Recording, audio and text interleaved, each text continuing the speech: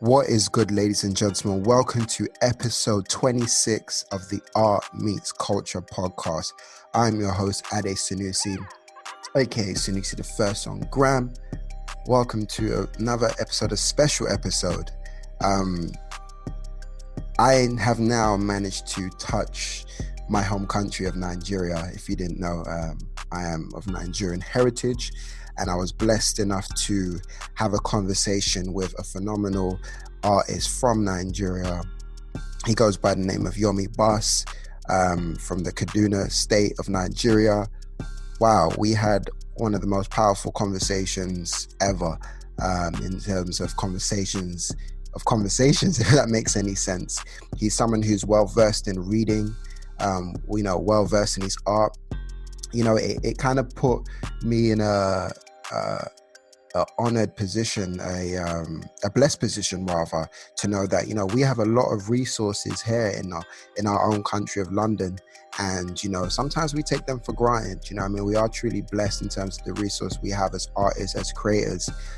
He's a man who didn't have anybody teaching him head on. All this stuff was from YouTube.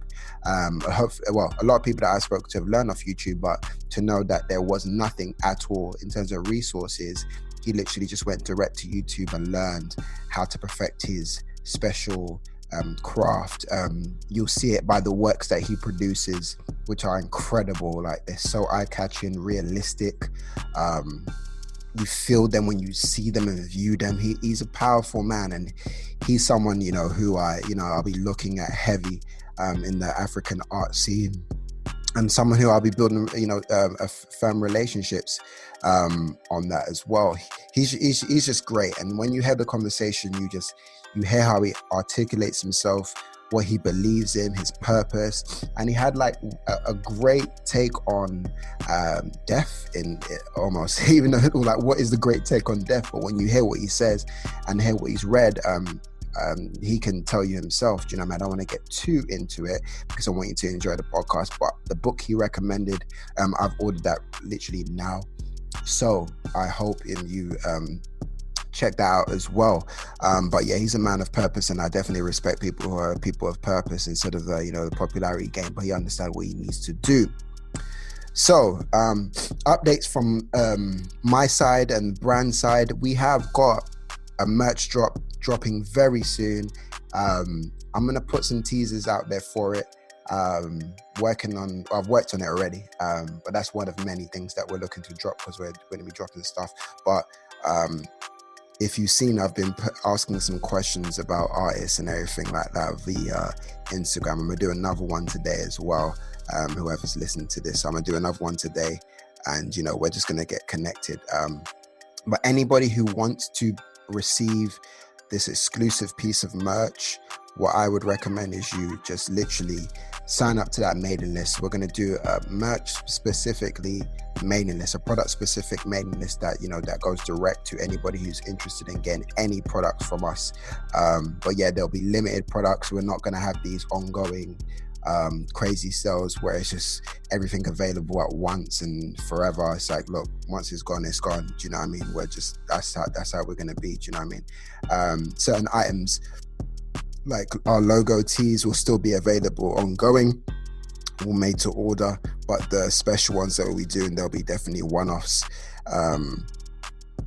over time. But yeah, that's what we're doing, and you should hear about that very soon, and extremely soon. So June is the period. So salute to anybody who's interested in that. And yeah, we got two more great episodes coming next week. So be on the lookout for that. But yeah, that is that. But yeah, make sure you like, share, subscribe, comment on, can't comment on Spotify, can't comment on iTunes, but like and subscribe. But on SoundCloud, be sure to like, comment, DM. We get a lot of DMs about the podcast and the positivity that we're bringing to the table. So I appreciate everybody who's been tuning in. But salute to everybody who's been tuning in throughout the whole entire quarantine period, man. I appreciate you all. It's been a long one. I think we're easing out of lockdown pretty soon. So yeah, and will the podcast slow down? No, they won't. Period. You know what I mean? You just get it probably at different times, but we'll update you accordingly. But it's been a special run, and I appreciate that. You know what I mean? I have a massive goal. It's like I really want to get to 100 podcasts, and not to say we'll get to 100 podcasts and stop. We just definitely want to touch that milestone of, you know, talking to artists around the world, and I believe that's gonna like massively happen. But you ain't gonna see just only podcasts from us, you know what I mean? But we're working very smart and very well. But anybody you know, that requires advice, speaking of that, actually, because it just ran through my mind, I'm going to be doing a Q&A. So I'll do a Q&A. I'll reach out to everybody on Instagram. For those who are listening, just ask the questions. That we're going to be doing a special podcast answering artist questions. Anything you want to know, please send over your questions. We'll screen grab them all and go through them all. And you know, I'll be talking to people who run galleries online. I'll be speaking to my guy Matt from Chicago, so we're going to have talks about doing that. I'm going to reach out to my guy Luke as well, and a few others, to see if we can, you know, get them in and drop some advice. So it might be a longer podcast, but we'll be doing something special just to make sure, you know, we give the right advice in the right direction as possible. But yeah, salute to everyone. This is Yomi Bas on the Art Meets Culture podcast. My voice just went hoarse for a second. Damn. Yomi Bas on the Art Meets Culture podcast. You know, we definitely put our money where our art is. You know the vibes. Salute to everybody who supported. Let's go. How are you, man? Everything good? Yes, everything is awesome. Yeah. Good. Thank you for connecting, man. Highly appreciate it, man. All the way from Nige. Hi. No, Nige. Niger. Nige. Okay. Yeah. So if everybody listening now, we are live and direct from Nigeria, my home, my country. So this is a big one. Wow, awesome. I didn't know you're from Nigeria too. Yes, I'm a Niger boy. Wow. That's amazing, then. Yeah. So so let's get into it, man. I appreciate you coming on the podcast, man. No problem. Anytime. Yeah. So tell us who you are, where you're from. Obviously, we now know you're from because I'm there talking about my love for Nigeria. But tell the people where you're from and what you do. Oh, okay. I'm actually from Nigeria and from Kaduna, Kogi State, yes. But born and raised in Kaduna State. From Kogi State, the Yoruba speaking part of Kogi State, which is Mopa. Yes. Yes. And I was born January 15, 1995. Yes, and yeah, and I have no art in my background. Probably the first in the generation lineage in a while that's really had this flavor for art, this passion for art. You know, yeah. So that's that. Yeah, no, that's amazing. Just to touch on, because you mentioned that, you know, you're the first of your generation. I'm sure you know, as a Nigerian son, our parents didn't really see art as a thing to do in our futures. How was you able to convince them that art was something that you wanted to do? Okay. I think I started paying my bills right from a very, very young age. Okay. And so there was this cash coming in, not very much, but there was this, there's always been that potential. Like, he's good, he can take care of himself. Yeah. I started giving out money to my parents at a very, very young age. And so instead of parents giving you money, you are actually borrowing them money and, you know, penning it down. You're going to pay me at maybe in a month's time, in a week's time. So yeah, it's really been difficult breaking out of that the societal norm. Yeah, it's very difficult because of the erroneous notion that they have about being an artist. Like literally every artist is a starving artist. That's the belief. And so it was one hell of a journey breaking out of that, because everywhere you turn to, you always have this this negative energy coming out, and you know, people trying to tell you to go this way, to go that way. But I think with the help of little guidance and just following that little light from from my side, I was able to break out of that norm. Yeah. So it's never been easy, but the process is all to me. So we're here. We made it this far. Yeah, man, that's a massive blessing. As African parents always say, if you can, if I can get some money from you, I believe in your dreams. You know what I mean?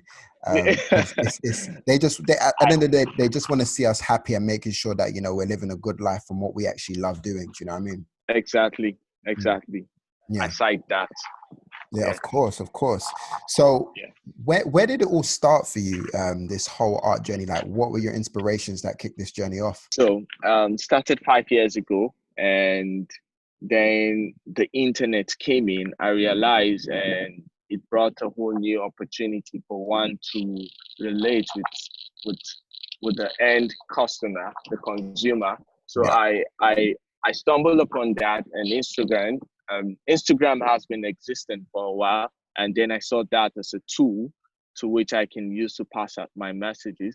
Then logging on Instagram and having my stops online and all that, I stumbled upon an artist called Tines Martinez. mm, I I stumbled upon him on in a magazine, and then I ripped it out. I had it hanged in my room, and then I I read through. I saw he had an Instagram page. I went to his feed and I sent him DMs. I literally really sent him a DM like every single day, and then there that's was no amazing. response. Mm, And then I searched for his email. I kept sending him emails, kept sending him email. Then I think because I was persistent and consistent with my why, and then he got to reply, and then we had a first meeting. And speaking to him, he was more like an extension of myself. And then like I saw myself where I wanted to be because he was far established in the art world, yeah, and then he he literally became someone I had on my mental pedestal. And then that became like my blueprint to becoming who I wanted to be in the next 5 or a decade because he yeah, was far, far ahead of the game. And then I kept consistently with him and just being realistic with him. I think he saw a younger version of himself too, and then he he made it his task to give me everything he knows about the artwork. So he was more like a direction, yeah. uh, yeah, and a very very big inspiration to my art journey. So yeah, so the media came in, and then I had someone on my mental pedestal to which Yeah. to achieve the dream. So that's what really happened on my path. No, that's amazing. And it's always great to know that you can reach out to artists and them give you advice openly. Because sometimes people like to play the secretive game and I don't want to share my Yeah, skills with you, but he shared his knowledge with you and you've been able to create some, amazing pieces. exactly, Yeah. exactly. Your pieces are very detailed, like they look super realistic. How long did it get you to, get to this level of technique? Um, okay, professionally, 5 years now. Mm. Aside initial sketches and other trial and errors. Before I go into that, I might want to touch on the fact that my first oil painting Yeah. in secondary school, I did it around my last year in secondary school. So that should be, I think, 2010. Okay. And I wanted to purchase my first oil paint, and then Mm. I went to my art teacher and I was like, I want to buy my first oil paint and attempt this because I never had anyone like taught me the process, Yeah. and so it was all just very very. It was more like putting in money and getting trying and failing and getting the feedback from there. So yeah, so I told him I wanted to buy my first oil Yeah. paint, and then he told me, he said no. He said he think I'm not really ready for that. So let me let that be. Mm. For being very persistent from my side, I decided to locate the art store Mm. and then went there, bought my first oil paint, and then I made the first oil painting, and then that painting um, stood out, and it stood out and was recognized, and then we made an entry with that painting for the school, because I think the school had to bring out an artist and a painting for an arts competition or so. So That's that amazing. work um, became like the escape plan for the school. Mm. So that's that. Then back to the question again now. So, Um yes. I think the question was, please remind me. yeah, the question was like, because your paintings are super realistic, and it's like the detail is like phenomenal. Like, how long did it take for you to even get to that level from where you started and to where you are now? Oh, okay, yeah. So 5 years now, and initially when the work started, they were nothing compared to what it is now. So uh try and error. I started watching a lot of YouTube videos, and I never visited an artist studio. I never knew what it felt like to have or to see an artist hold on to his brush, mixing colors and the rest. So it was more intuitive for me. Yeah. And then with the internet, I had to stumble upon different, like so many artists, and I got inspiration then from the likes of um, artists such as Kehinde Wiley, Yes. and then Tines Martinez. Then I came around works of CJ Henry, Yeah. and Mike Daggers is another amazing artist. And then someone like artist Marco Grassis. Okay. Uh, these amazing painters. And then what I did was I had these photos. I had photos of their most expressed work, which I felt deep connection with. I had those works printed, and then um, I had them pinned on my wall. And so Okay. this became my excitement board. And anytime I stare at them, there's this goosebump and butterfly, even though you know you're not there. But it became it became a tax. It became a frequent thought line in Yeah. my process. And Mhm. then holding on to these images um, um, became I started stumbling upon things. Maybe you go on, like, the best way I can explain it is, if you go to the end, then the process Yeah. begins to fall into place. Exactly. That's what happened in my process. So those pictures were on my thought board, Mhm. and then things began to happen that mapped out to the end of actualizing those dreams on the board. So, like, you meet with someone online, or you stumble upon an art page that teaches you how to blend colors and all that, and then you have to practicalize and gradually forming you into the man Yeah. you wanted to become. So it was more works, like putting in hours and hours, sleepless nights. Ah, Listen, it's it's amazing, what you're doing in terms of um, you're seeking knowledge, and then when you see it, you take a picture of it, you put it on your on your vision board, and it's like you're seeing it so much. Okay, cool. I'm gonna do this. I'm gonna do that, and you achieve it, which is amazing thing. And you use the power of visualization very well. yes, Yeah.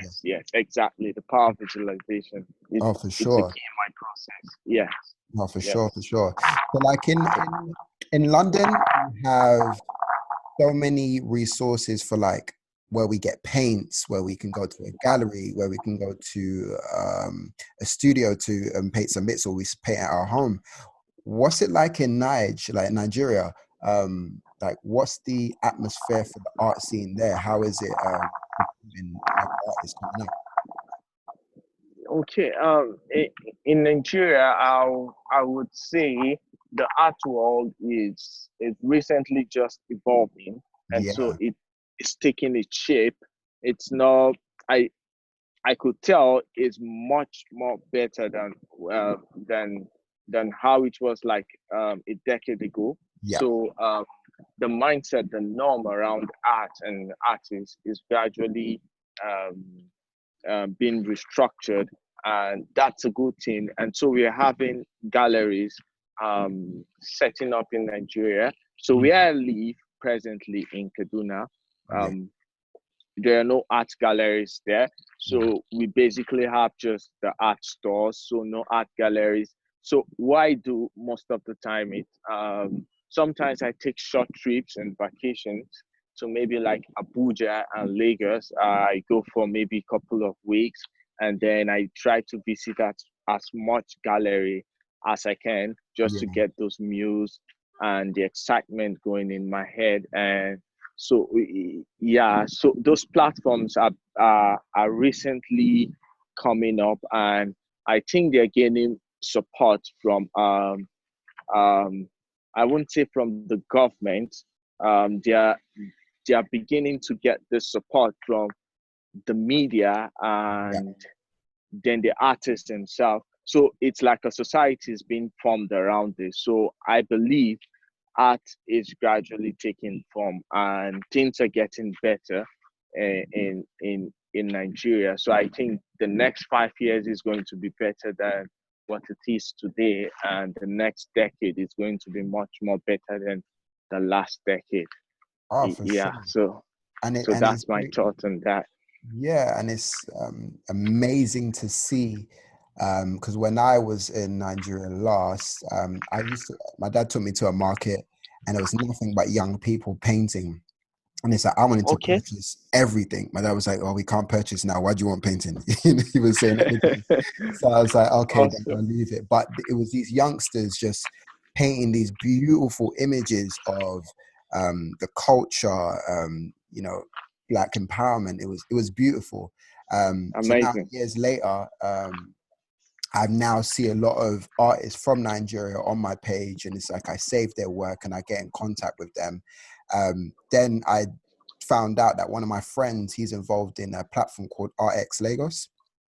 Okay, Ye- okay, okay, Yeah, so he's involved in that, and I'm just like, what? There's like because in Miami and New York and Tokyo, there's a thing called Art Basel, and I always wonder, okay. Yes. will they ever come to Africa and do one? But us as Nigerians, we just built our own, which is RX Lagos. So that was a amazing thing to see, and I'm happy that there's a platform like that, empowering artists. Exactly, exactly. I Yeah, side you on that too. of course, and Yes, yeah, it's wonderful to see. And, again, it's the power of the internet that has made that happen. You know yes, what I mean? yes. Artists like yourself as well, you've done exhibitions in New York. I think you mentioned, I was reading as well, the Spanish embassy. Like, how did those things come about? Okay. They all happen by just putting myself out there. So I think I'll start with the first, which was the New York. So Yeah. I had this group exhibition I attended and in Abuja a couple of years back. I can actually pin the exact year, but it was probably five years ago. So I went for this exhibition, and um, one of one of the one of the client that came to my side and admired my work, we got talking, and then we exchanged numbers, and then he connected me to his son over in New York. And funny enough, it was as if we've already met before, because I can tell you Mm. we didn't know each other before, but literally when we started talking, Yeah. and it was as if we've met like forever, and so that's how we became brothers. And then we walked towards couple of shows in New York, like the Mm. Harlem Quick Festival. We Yeah. did a couple of them in New York, and so the style of paintings I saw there in New York was because was all African style, Mm. influenced by African itself. And then you have like the fella art, and you have works self-portrait of Jean Michael Basquiat. because Yeah. That's New his York is home. known for, yes, yes, yes. So I had to portray stuff that happened around the environment. So those were the kind of art style I used there. And then the second round was the Korean embassy. Hmm. I got a link to exhibiting there too, and I followed up to it. It was an amazing one. We did it straight for a week. We had lovely exposure and recognition, and that was successful. And then the third was with Thought Pyramid in Abuja, and the fourth was Spanish Embassy, which I also got a link to and submitted. We had this platform to the Spanish embassy where we had a couple of work submitted, and then um, I think 20, was it 20 or 10 contestants were chosen out of the hundreds of submissions that came through, Yeah. and my work came out as one of the top 10 or 20, and so we had to exhibit there for the finalist. So what happened, it was very crazy. The day the link of the exhibition came out was the day I stumbled upon it, and then I immediately registered with one of my existing painting. Mm. Not so I didn't follow up with the team they had for the event. So I just uploaded one of my paintings, and it was really no big deal for me. So instead of procrastinating, I just had a painting uploaded, and then that painting became something that was recognized. And during the exhibition, um, I was talking to one of the curators, and she told me, she said, you know what, you would have come up first in this exhibition, but let's be sincere, you didn't work with the team for the exhibition. You just had Crazy. your work exhibited there, and then That's we crazy. smiled about it. So so it's just cool. Mm. Um, so I think the Spanish embassy was the last one. And presently, I'm actually working on a show with my new management in Amazing. London and probably other places. And but I think we're starting with London first, Mm. and then we're going to see how we can touch in other places, other countries, and make that work.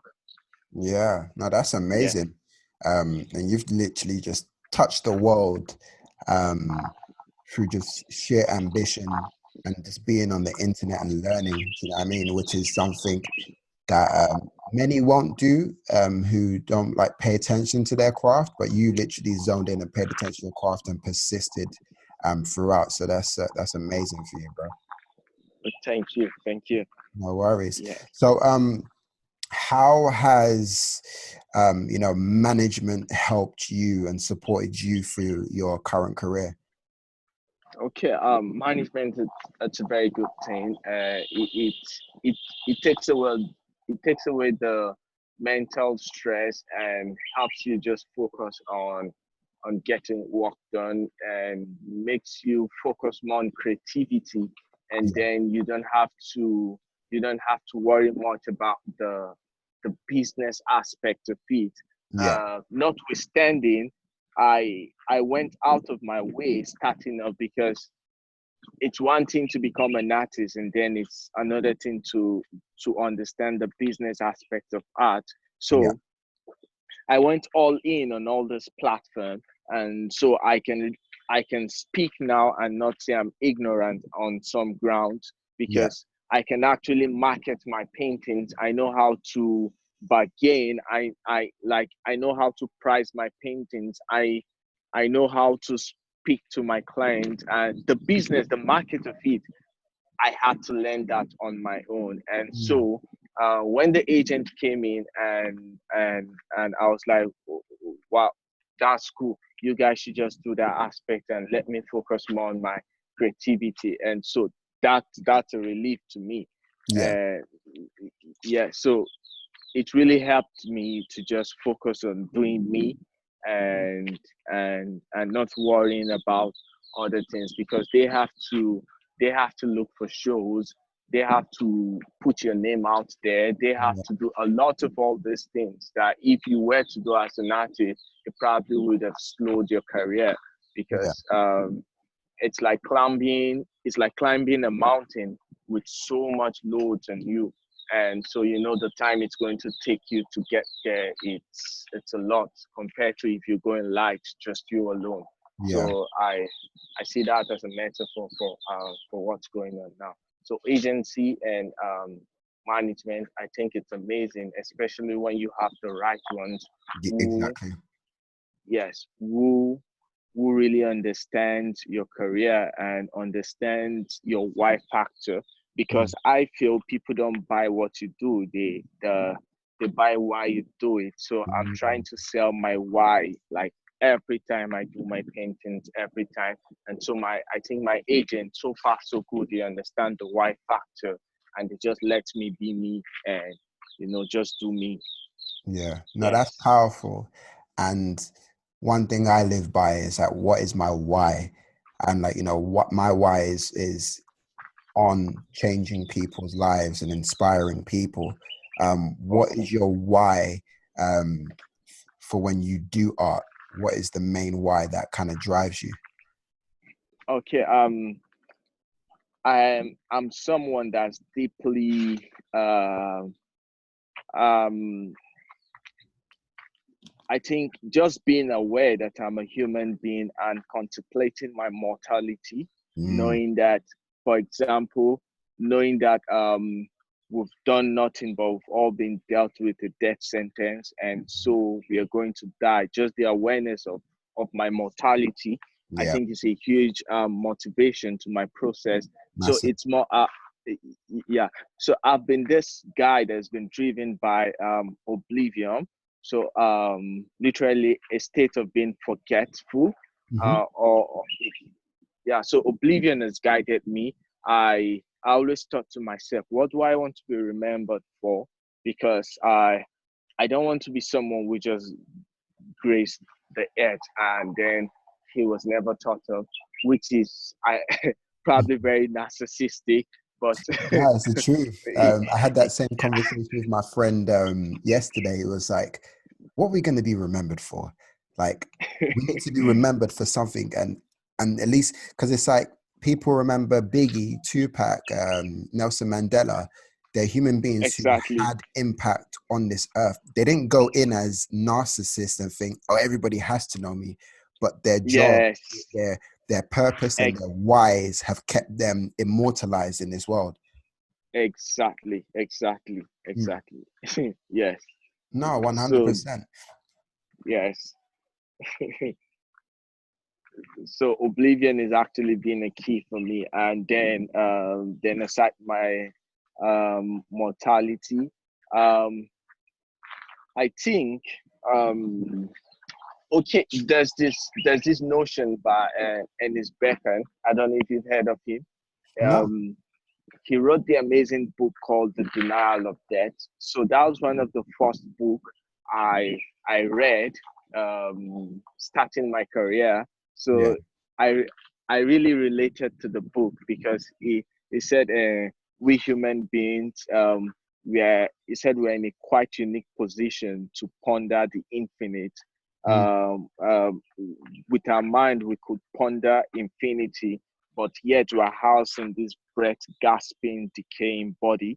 So mm, to be godly and and warmth, it's that you're a god, but still yet you'll be reduced to warm. He said it just keeps the human coil going. And so he said we will go mad if we hadn't come up with a solution to the death problem. So, yeah. and his Bacon came up with three solutions to the death problem.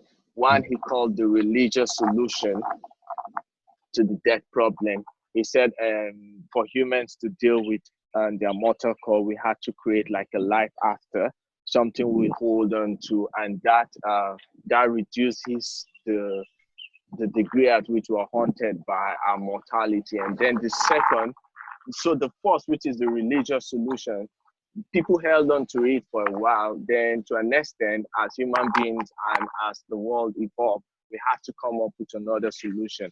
And so we came up with another solution, which is the romantic solution, which is we turn our lovers into deity. we have that in lyrics now. She's like the sun. Yeah. She's my life. She's my moon. Then no relationship can actually bear the burden of God and Godhood. So the death call seeps in again, and then the hunt and the search for something else comes up again. And Yeah. then we had to come up with the third solution. And then the third solution was something that resonated within me. It was called the creative solution. Mm. We build big buildings that skyrocket into skies, and we send men to the moon. And people like Albert Einstein, they had to create uh, uh, these notions and all that. So it's more like to escape our debts, we had to come up with something creative from within us that became a solution to the human race.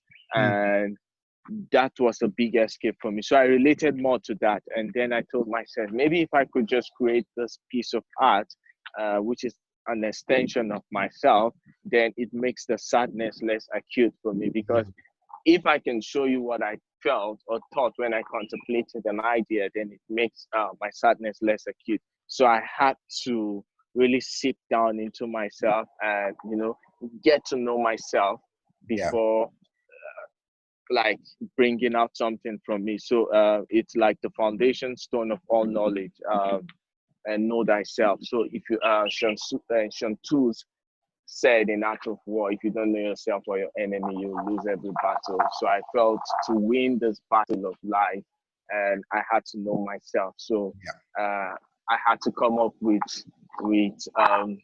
an idea. Charlie Munger called it assiduity, the ability to sit your butt down for for for minutes, for days, and just think for yourself. Yeah. So, like they said, every man's misery comes out from the inability to sit down on a chair and think. So, thinking was a very, very key and important role for me.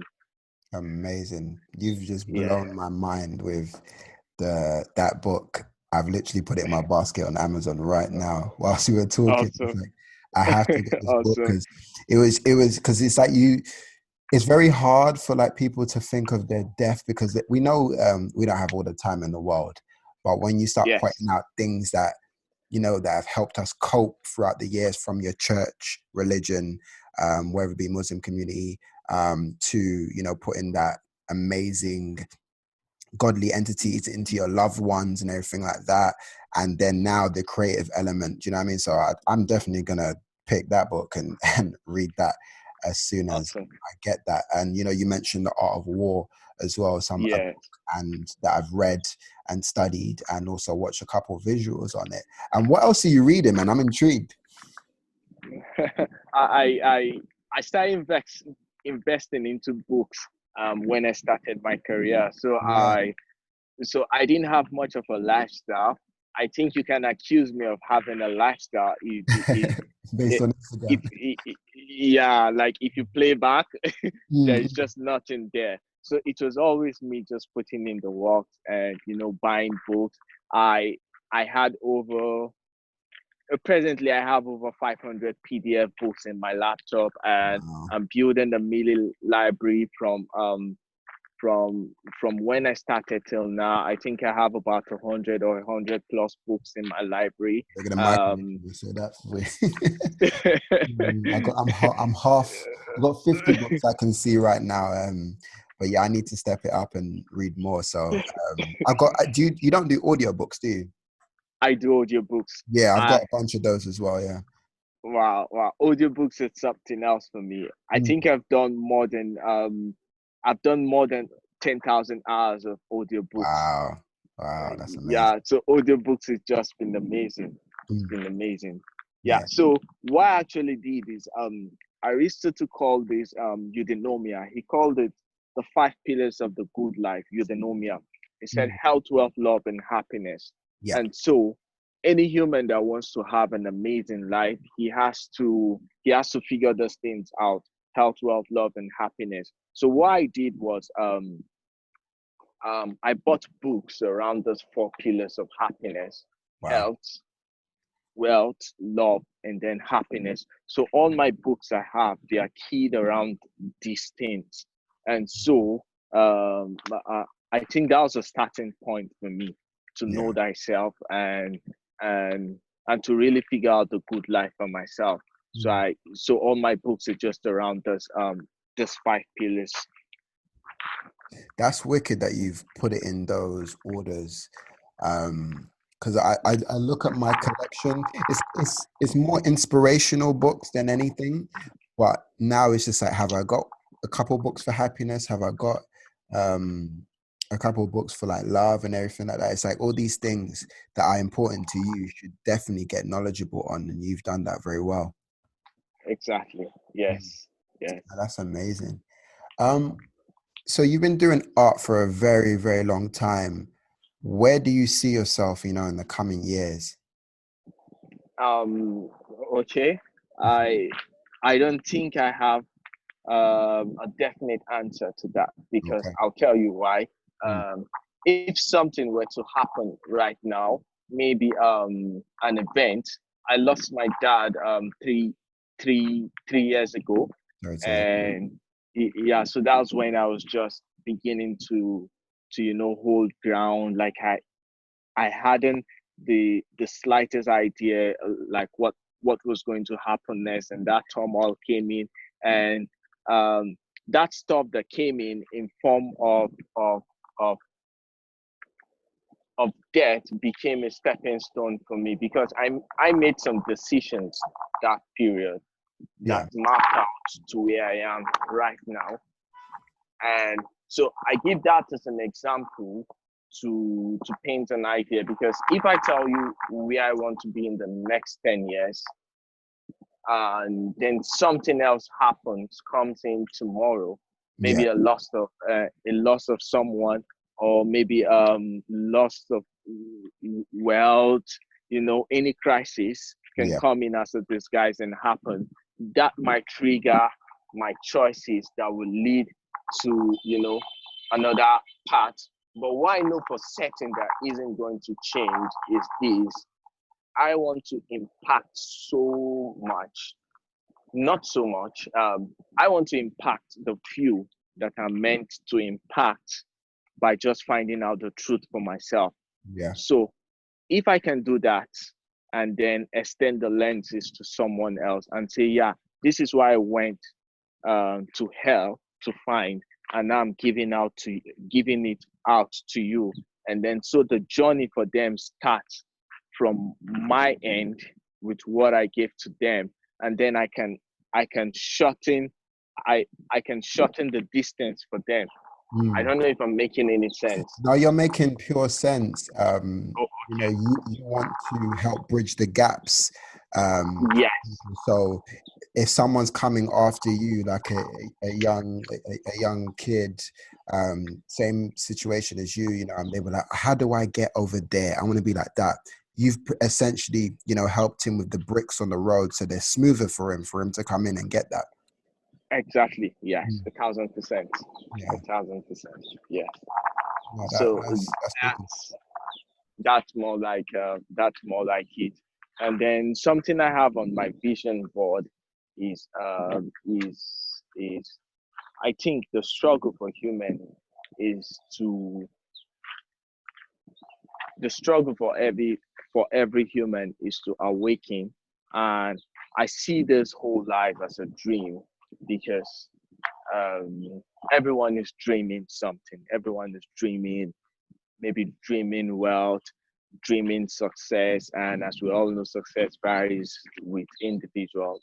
Yeah. And so my goal is to not be among the sleeping others that are not aware that they are dreaming. My Yeah. goal is to awake in my dream so I can control my dream. Only the ones who are awake in this earth are actually remembered because they began to control their life and their reality. I think the struggle for every man is to awaken their imagination. The Mm. full awakening of the human imagination is a struggle at which everyone aspires for, knowingly or unknowingly. So my dream my dream, my goal, my desire is to awaken that part of me, the human imagination, to its fullest potential. Because when you are awakened, then you are awakened not just the imagination, but you're awakened in the dream. And as you're awakened in the dream, then you begin to control your dream, and then you begin to control your reality. And then you realize everyone is yourself pushed out, and then you will blame no one for everything that's begotten you in life, because you can't blame yourself. You dreamt it into life, into being. So everyone is playing a part in your life, and that understanding is actually what I'm here for and what I aspire. So awakening, to summarize it, it's me saying my big goal is to awaken in this dream of life.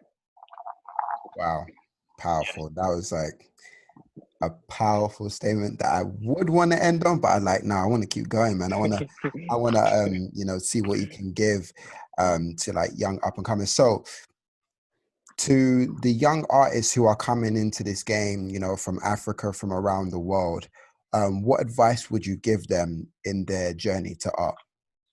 Okay, I would add that they shouldn't wait for the next big idea. They should start. So it's difficult to start. The journey of 1,000 miles begins with a step, they say. So you have to begin the journey. You can't wait. You can't procrastinate. You can't keep saying you don't have that platform. The noise from society. I think they should plug into the sound they want to hear. They Yeah. should put in their headphones and shut down every distraction, and say to themselves they can do it, and just start creating and start putting out works out there. And then from that point, the most difficult part is just starting. Once you start, the journey becomes easier. By easy I mean it's not like it's not difficult. You develop routine for the journey, because you're built for it, and you begin to turn. Robert Greene said in his book, the 50th law. He said, and turn shit into sugar. The chapter he had with Robert, 50, yeah. with 50 Cent. Yeah, so you begin to turn shit into sugar from that period. You don't see disappointment as disappointment.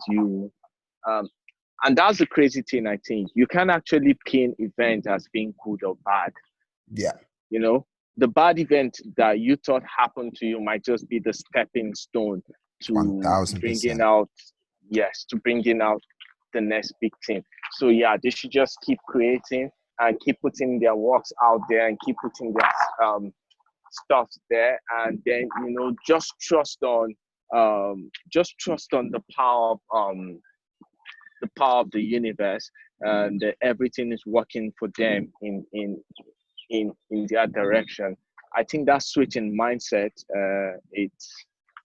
is something else.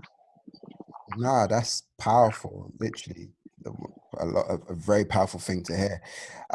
But bro, I'm definitely going to be DMing you and asking you about some books, man, because it's like Awesome.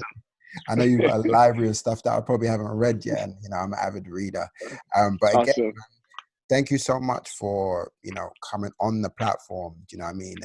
It's big for me, even to connect with Nigerian artists, because it's home. Do you know what I mean? And my dad Yes. coming on saying, "Ade, when are you gonna go back to Niger and do something?" I'm like, "Dad, I'm currently doing something right now." So I'm definitely gonna send this episode to my dad, so he definitely understands, what I'm doing, and how I'm building with the culture. Do you know what I mean? And to let him know that there's an art scene out there, and Awesome. they're doing very well. Do you know what I mean? So start with this guy. So he's currently Awesome. still finishing off his house. So I'm gonna tell him, look, we need to purchase something from you and get it in the house. So That would be amazing. 1000%, man. But yeah, where can everybody find you? My presence is mostly on Instagram as at Yomi Bas, and so that's where I I'm mostly alive on. And then I'm also on Facebook, which I hardly ever log into or sign into, But you're still there, as Yomi Bas too. yeah. And then, but basically, you can find me on Instagram, Yomi Bas. Then I'm also on Twitter at Yomi Bas too. And then my email is an amazing place where I get to share personal interaction with people. So I think email is it's an amazing way of reaching me too, aside my Instagram handle.